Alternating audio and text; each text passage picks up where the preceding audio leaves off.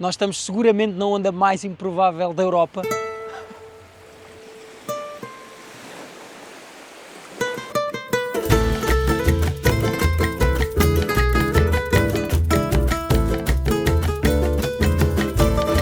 Uma onda produzida por um ferry no meio do rio Tejo.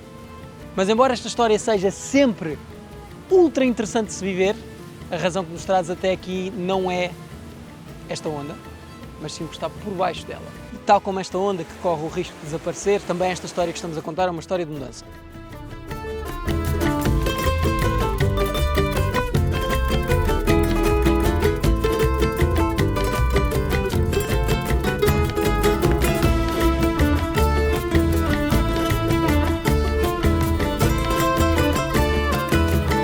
Ok, este é o da direita, não deve dar, mas o da esquerda deve estar quase a sair, eu vou rápido, isto mudou muito.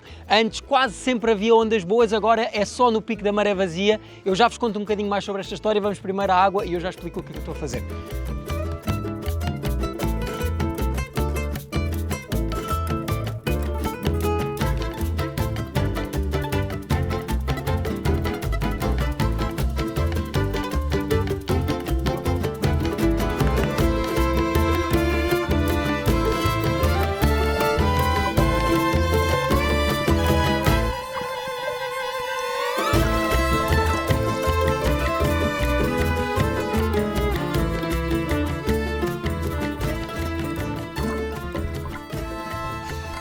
Pode ser difícil de acreditar, mas a primeira vez que eu vim ao Barreiro, quando os barcos ainda passavam com aquela potência, as ondas eram assim.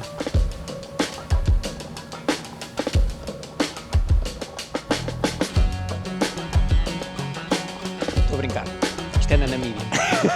Mas mesmo assim, o que eu vi hoje, comparado às minhas primeiras experiências na Gasoline, foi algo muito diferente.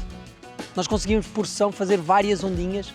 Claro que nem todos os barcos eram iguais, claro que nem todas as velocidades eram as mesmas, mas havia ondas surfáveis, às vezes ondas mesmo divertidas, em que nós tínhamos tempo para, durante a surfada, dizer ok, agora vou fazer isto, agora vou fazer aquilo. Como muita coisa neste rio, isso parece estar a mudar. A introdução dos barcos elétricos do Seixal, o facto de existirem algumas ruínas que estavam a ser prejudicadas pelo balanço das ondas criadas pelo barco do Barreiro, talvez poupar gasolina, quem sabe qual é a razão. Mas a verdade é que hoje tive uma experiência completamente diferente da experiência que já começava a ser uma espécie de tradição, partilhar umas ondas aqui com o Carrajola, depois com o Lula. Vamos ver se esta tradição volta. Eu tenho esperança. Mas esta não foi a única mudança que o rio sofreu. Aliás, o que me traz até aqui hoje é precisamente o que está por baixo das ondas da Gasoline. O estuário do Tejo já foi um lugar muito diferente. Hoje em dia nós vemos imensa construção e muitos vestígios do que foi um dia um palco super importante da Revolução Industrial em Portugal. Sabiam que o Tejo, antes, era um dos maiores exportadores de ostras da Europa, conhecido em França como uma das melhores ostras do continente? Aliás, é muito fácil ver e sentir, quando surfamos na onda do Barreiro e quando exploramos um bocadinho este estuário, que há imensa casca de ostra em todo o lado. Inclusive, há alguns bancos deste rio são somente feitos de ostras. Não têm areia, não têm lodo, são cascas de ostras que formam montes que ficam expostos na maré vazia. E às vezes é sobre essas cascas de ostras que nós surfamos. Mas o facto de serem maioritariamente cascas denota que quando a Revolução Industrial passou por aqui e quando a construção do Tejo começou a ganhar tanta força, esta espécie começou a desaparecer. E isso não foi só um grave problema para muitas economias locais deste lugar, foi também um problema ecológico, porque as ostras têm um papel fundamental para a preservação de ecossistemas como este, de estuário, porque elas filtram a água.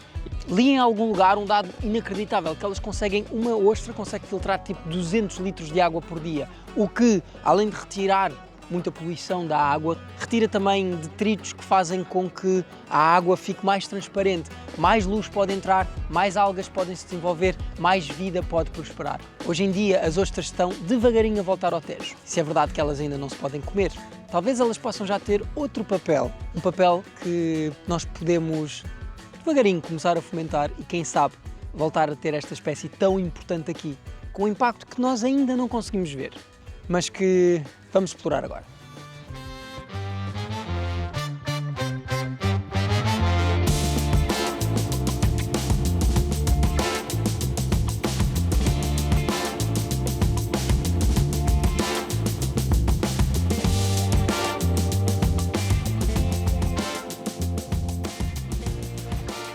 Isto é bioplástico feito de algas. Parece mesmo plástico e não parte. É impressionante.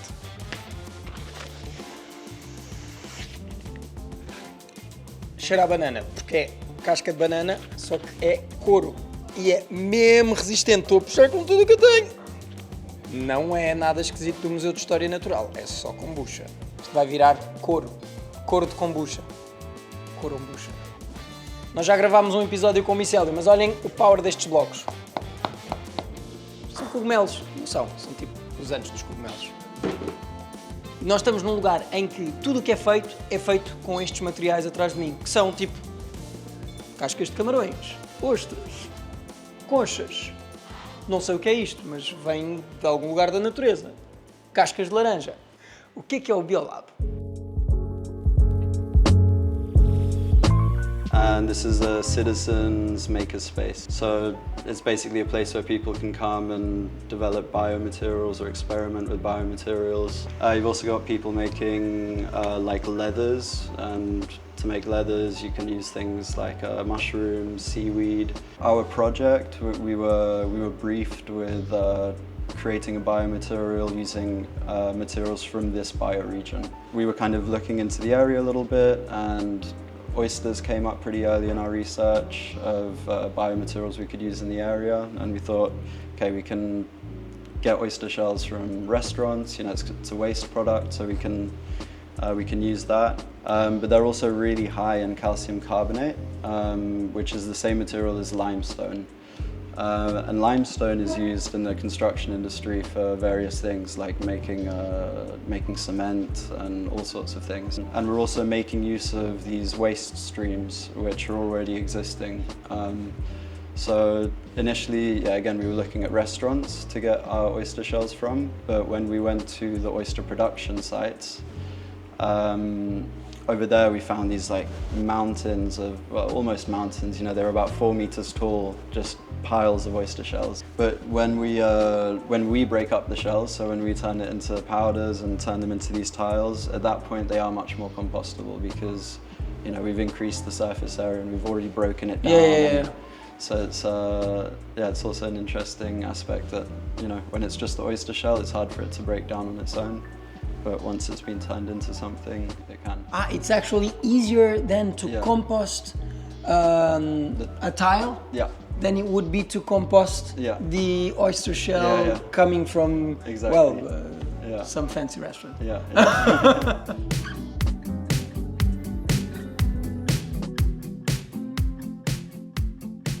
Então bora, como é que isto se transforma nisto? Pois. Então, começamos com as ostras e vamos pôr aqui nesta máquina para triturar. Este, aqui.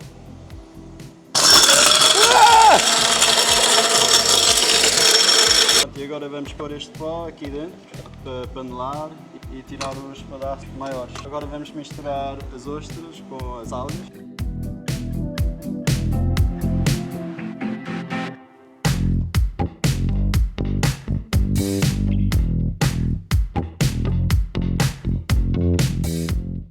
E agora vamos levantar. Boa! Temos um wannabe azulejo, meu. Mas ele ainda é bué da frágil ou não? Vai secar durante 1-2 dias e fica completamente duro. Que fixe, meu! Posso desenhar aqui um peixinho. Ou seja, mas vocês têm aqui um azulejo branco. Sim. Como é que este azulejo branco se transforma num azulejo colorido? É uma tinta especial.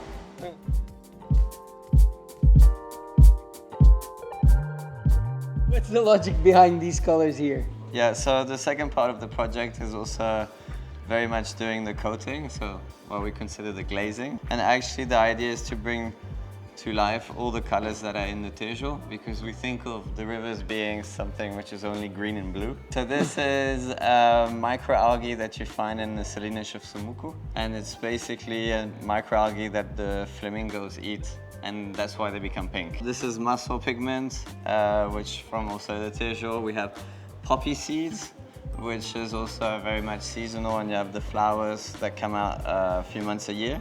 And so this is oxide from copper you will find in the riverbanks.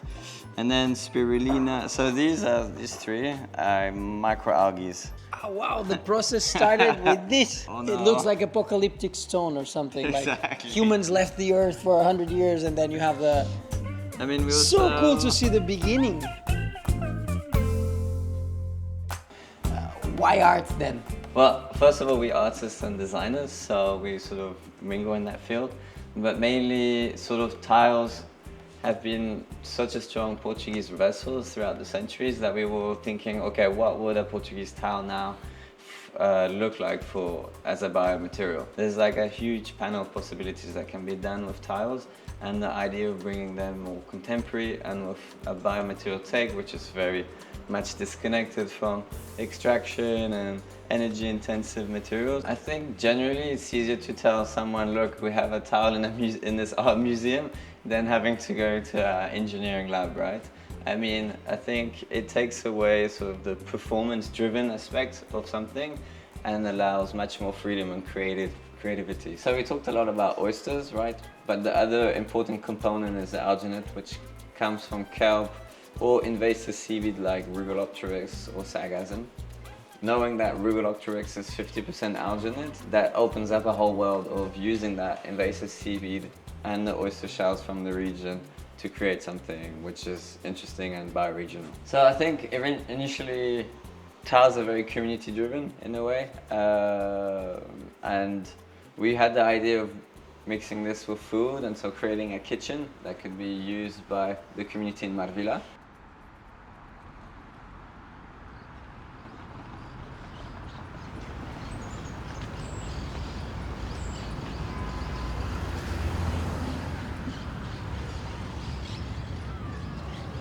Eu sempre soube que ia gravar neste lugar, mas faltava-me uma boa desculpa. É que a Gulbenkian, além de ser um pulmão no centro da cidade de Lisboa, é também um lugar que transpira arte. Mas como é que a arte se liga com estes projetos de impacto? Bem, quando eu penso nos produtos ou nas ideias que esta série do movimento tem retratado, normalmente a minha cabeça atira-me para um lugar em como é que estas ideias vão impactar o dia-a-dia das pessoas. E por isso é que eu acho que este lugar e estas peças onde eu estou literalmente sentado, porque eu estou num banco feito de azulejo de ostra, acaba por ser um símbolo muito interessante e muito poderoso do papel que a arte pode ter no impacto e na sustentabilidade. É que, se por um lado, relativamente poucas pessoas vão ser impactadas por este banco diretamente, ele não vai parar a milhares de casas ou a milhares de parques para já. Os milhares de pessoas que vão passar por aqui, que se vão sentar neste banco, que vão olhar para estas peças, vão ser pessoas com mentes mudadas, mentes muito mais predispostas para olhar para os materiais que compõem os seus objetos do dia-a-dia e pensar como é que eles podiam ser diferentes, como é que eles podiam ser objetos feitos de materiais que circulam no percurso da sua vida. Como é que os recursos que estão à nossa volta poderiam ser utilizados de melhor forma? Como é que algumas das espécies que estão à volta das nossas cidades poderiam ter um papel mais importante nos seus ecossistemas, como é o caso das ostras, que limpam as águas do nosso Tejo e que criam habitats, literalmente. E por isso eu acho que a arte acaba por ter um impacto talvez menos visível, talvez menos quantificável, mas tão importante para a nossa vida. E esta ideia extremamente poética e bonita poderia ter sido o fim do nosso episódio. Mas eu achei muito mais giro acabar como nós começámos e, portanto, Jeremy, Luca, bora? Final?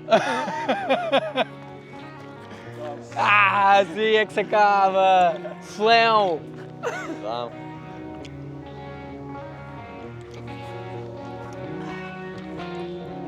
Tá bom. Tá bom, não tá?